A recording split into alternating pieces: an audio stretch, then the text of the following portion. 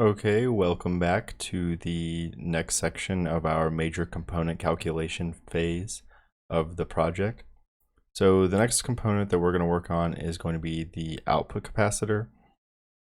So here, if you look in my notes, we have, this should look again very familiar to our rectifier diode portion of our calculations. If you look at the imported parameters, we have voltage and capacitance again.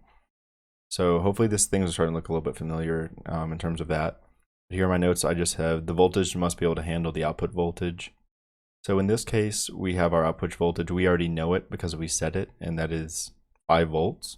So that means we need the voltage rating of our capacitor to be something greater than 5 volts. Again, I'll say this.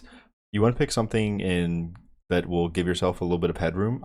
Do not pick something that's like 6.6 volts or something like that, or even the tiniest, like say conditions aren't perfect, or your power supply isn't functioning optimally, and somehow it the output line goes above 5 volts. You don't want your system blowing up because you put way too tight of constraints on it.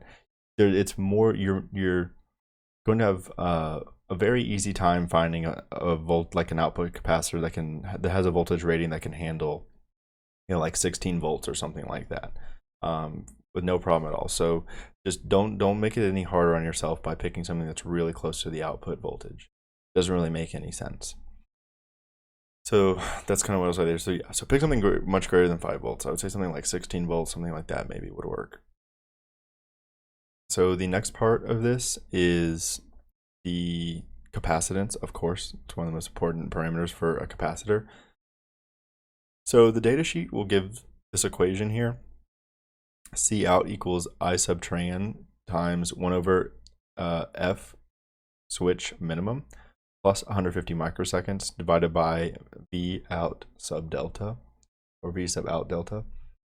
So basically what this is talking about here, and let me see if I can go to the that's like the transient load. ITRAN is the required positive load step current. This is also referred to as like a transient response. So maybe you remember in like signals and systems class where they'll talk about a step function, which is basically, if I can memify it, it's going from 0 to 100 real quick, basically. Like you are spiking way up there. And what this is kind of telling us is we want our capacitor to be able to handle this. Like this is giving us an equation for basically we input a transient response scenario, and we pick the change in output voltage that we want to experience as a result of this. So these two are selected, like they're given in the data sheet, but they're given in the data sheet section where they're like testing the system, if that makes sense.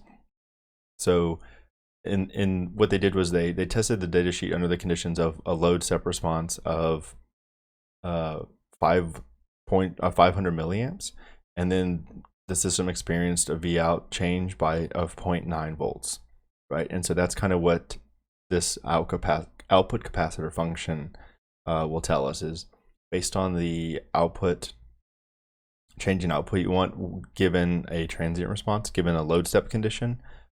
This is what your output capacitance would be. So if I could kind of like reiterate it in a different way, we kind of decide, well, what the characteristics of our output, what we want it to be. And I think, and I'll admit, I don't 100% know why you would pick something like ITRAN is equal to 0.5 amps, nor do I know why you'd pick volt V out is equal to 0.9.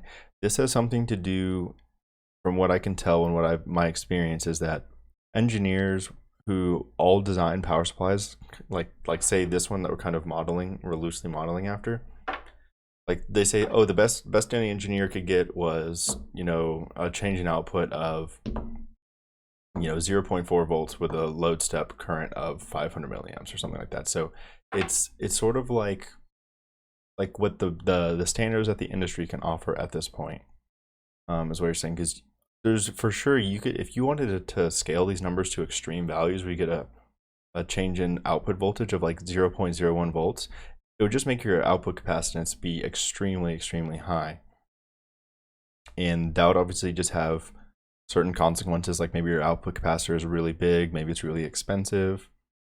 There's a lot of reasons why you would want to settle, quote unquote, settle for, you know, values that are given below. So I think what this just comes from is just engineers have experience over the years of this is good enough, and maybe they also say like, oh, electronics can generally handle you know, these scenarios, like electronics that experience a voltage output voltage drop of 0.9 volts, usually they'll be fine. Like it won't destroy them if they require a transient load like that. Like they can handle it, so to speak.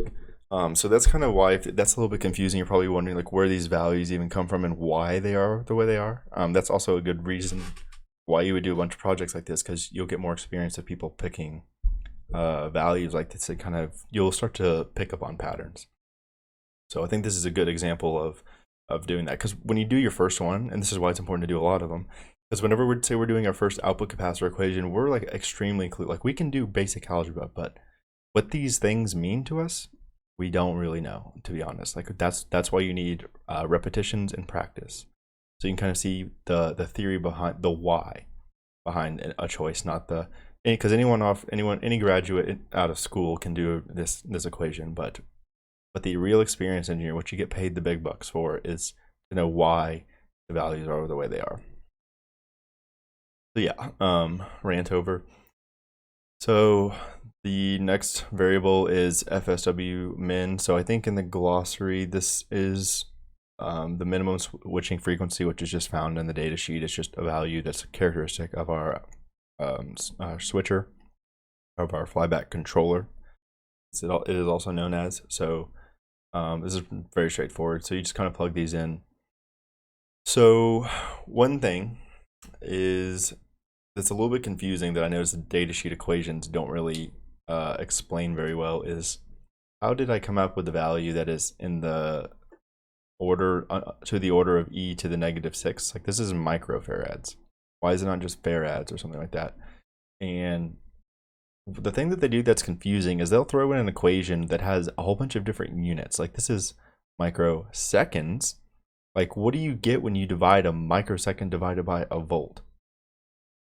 Like, and you add it with a switching frequency. So microseconds are added to hertz divided by volts. Like things aren't really clear here. So what I can tell you from my experience now is just focus on the orders of magnitude. Honestly, you can lop off the seconds part and the hertz part and the volts part. Just know this is 150 times 10 to the -6. This is, what is it? This is 1,000. Just know this is a 1,000. Just pretend like these units have, or these numbers have no units, right?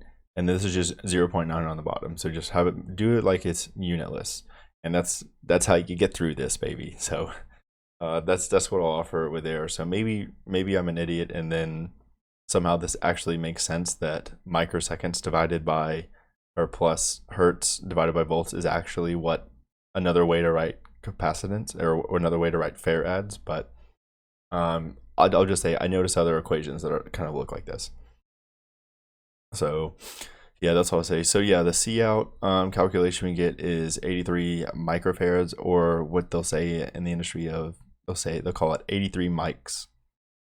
So that's the value you get. And again, I would say give yourself a little headroom with this, because you can only do better than this. And again, this is when engineers make those value decisions on, what if I pick a value that's greater, maybe I can get a better load step response, or you know, but what are the consequences of picking a value that's greater? Like if I pick a value that's closer to 83, maybe I can make my capacitor a lot smaller, make a much smaller power supply.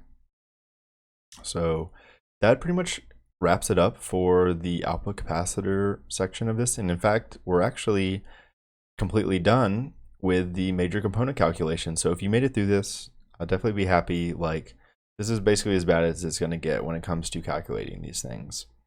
And like I said, I've said it before, that it's all about repetition here. You just got to keep doing them, just keep looking at it, and it's just going to take time, and it's just going to take a lot of looks at a lot of data sheets and stuff like that before you can start feeling comfortable with this stuff. So don't be discouraged. Just keep going at it, and trust me, you'll be fine. That's why I would make these videos, because I want to show you like at least how I get through it, and to show you, even though I honestly am like stumbling my way through a little bit of these, watch me get better as we go on. I'll get a lot better. I'll get better explaining it to you, and I'll learn stuff on my own. Like I know I learned a ton from doing this project on my own.